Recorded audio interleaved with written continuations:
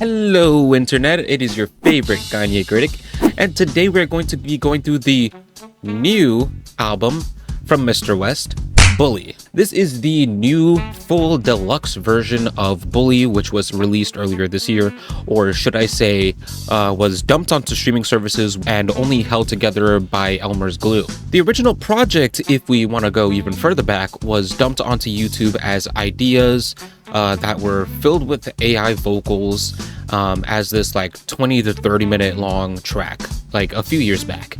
To be honest, at the time, the ideas presented here were pretty good and actually promising. This was at a time when everybody, obviously after Vultures 2, after Donda 2, after Kanye being Kanye, everyone really doubted that it would be salvageable at the least. There was a ton of actually really promising ideas. There was the song Circles, which had the same sample that MF Doom had on One Beer, but it was pretty much untouched. It was just Kanye rap singing over that one beat. And for what it was, it actually had a lot of promise. There's also this weird line that he added to one of the songs where he says, "You're still not subscribed to Lightly Toasty, how long have you been gay?" Preacher Man and Beauty and the Beast both were definitely very rough demo tracks, but they both sounded pretty good. The song This One Here was nothing more than like a simple guitar and him just talking over it.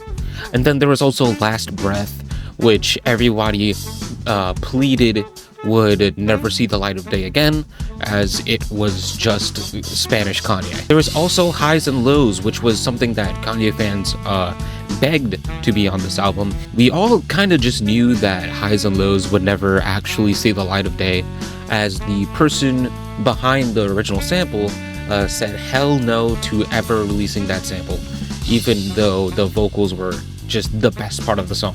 And lastly, there was I Can't Wait, which was a pretty decent song that had a really nice male vocal sample behind it and some pretty okay Kanye verses. None of these songs were mixed at all. A scroll on Fentanyl could have mixed these albums better than Kanye did, and without the AI. But fans were excited at the time because what he made wasn't terrible, especially with the recent track record of the Vultures series, RIP Vultures 3. After this, when we all thought we'd never actually see this go anywhere, he released an EP for it, where he keeps Preacher Man and Beauty and the Beast, and he also keeps this song called Losing Your Mind, which would never actually make the final project, even though it was a pretty interesting idea. And to everyone's disdain, he also kept Last Breath. He also added a song called Damn, which was just AI Kanye over a bass line. It would take us pretty much an entire year to get Bully, an official full-length album filled with new songs and changes. This, of course, was after the Kanye Twitter rants, aka Satan's Diary, but this release surprised the world yet again. Not just because it released at all, but it sounded really good. Were they up to the standards of old Kanye? No. There are songs on here like This a Must, which sounded like it was made in 5 minutes as an afterthought, but there are some welcome ideas on here, such as the abrasive King to start off the album, even though it was meant to be an outro, but it still worked. The soul sample nostalgia on Whatever Works, the genius sample flip that we've been missing from Kanye on All the Love, which everyone agrees at the time and even now that's a perfect song. While the album was definitely a step in the right direction, and at the time I gave it about a 6.9 out of 10, haha, he still made some interesting decisions, to say the least. At first, Circles was and is just a sped up version of the original idea, with pretty boring, generic drum pattern, badly mixed Don Toliver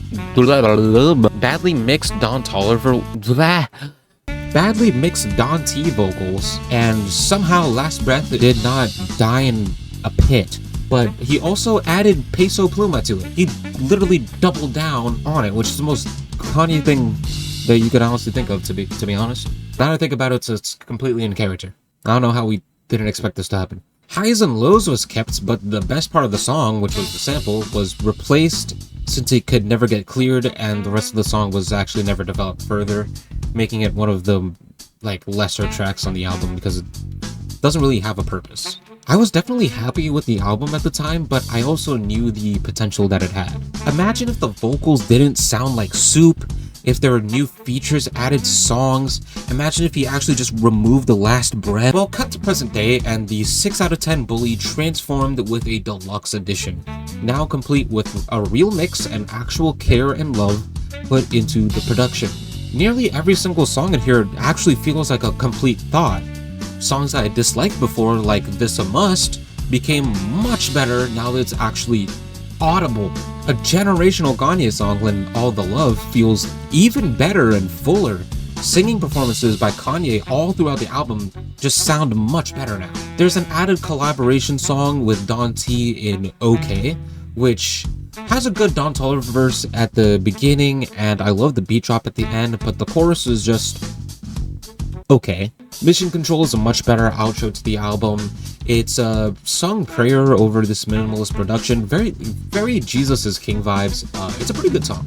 And of course, I'm stalling for the best update that Kanye has had to an album since the life of the party for Donda, and that's adding Lauryn Hill to I Can't Wait. Just casually dropping a Lauryn Hill chorus and I believe technically a verse as well on an album in 2026, when literally nobody else could do that, is the most Kanye thing I've ever heard of. Her chorus covering and remixing that original soul sample from the song is incredible. It turned I Can't Wait to easily one of the best songs off that album. While there are definitely things that I wished were updated, whether that's the writing on Bully Self-Titled, where he calls out people for being rightfully justified, for being upset at him for speaking his mind, or the writing in general not being the best or like deep or that interesting, with a good amount of throwaway bars on certain songs. Although it was nowhere near as bad as the Vulture series, RIP Ty Dolla $ign's career. I think a song like Preacher Man definitely deserved a bit more love and detail added to it, because it was never really expanded upon since it released. But the short runtime of the 20 tracks actually really helps in favor of the album for its replay value and how easy it is to listen to. Kanye brought his classic style of soul sampling out from the grave that it was in. Generally, the only thing that can make this album better for me, outside of the lyrics of course, is if he actually partners back up with people like Mike Dean. And as much as I love someone like Nine Vicious being on here for the ad-libs on Mama's Favorite, it's not exactly the person I'm looking for Kanye to collaborate with. This actual version of Bully is much better than its first, second, third, and fourth releases. Therefore, I am giving this a 7.7 out of 10. That's about it from me. Let me know what you'd rate it as in the comments below. Let me know all of your questions, comments, concerns, thoughts, rants, or raves, and I will catch you in the next review.